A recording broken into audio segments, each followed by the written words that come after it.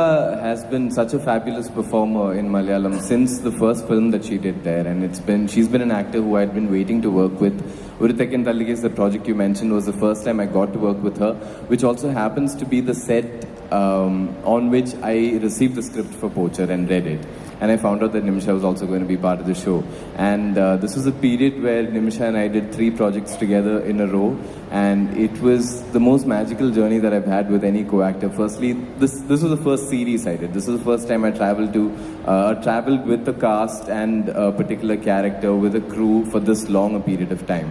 And then there was all the work that Nimisha and I had done before that. So it was great to have that chemistry when the project began, because once you watch the show, you'll know these guys are already friends from before the story begins in Poacher. So it was nice to be able to bring that on set, pre-set, and it was already in place, at least that part of it. That's a sense of comfort, that an actor can really use, especially on the first few days of shoot. She's also an incredibly exciting co-actor to work with, because Ali and I were discussing this earlier. She's unpredictable. So you can't go in with a set plan on how you want to play a scene out, because Nimisha will break that for you. So you have to be there, be very much in the moment and react to what's happening or what she's throwing at you. And she's great to, play tennis with while you're doing a scene, acting tennis, yeah.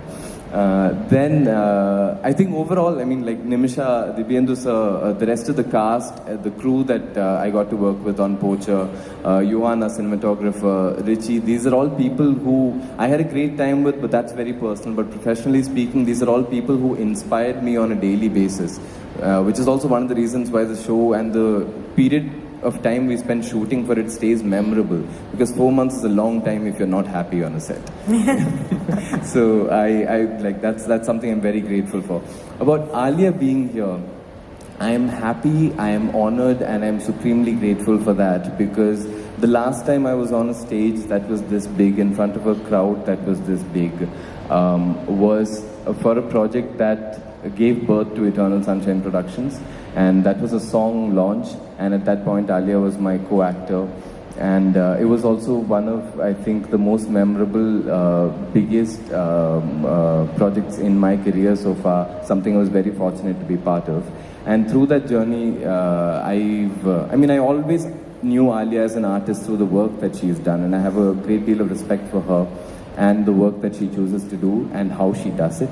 But also as a person, from the little that I know of her, she's somebody who's very driven by passion, driven by emotion. You must have noticed how earlier when she got a question about her vision with the project, her answer was very rooted in emotion.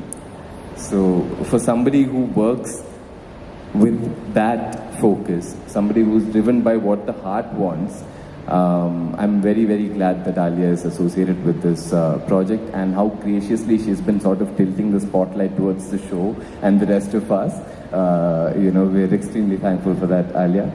And I also, the optimist in me wants to continue believing that when you do something with a lot of heart and with the right intent and with empathy and do it sensitively, good things happen, like Amazon Prime getting on board and Alia associating with the project and all of you turning up here today. So thank you to all of you.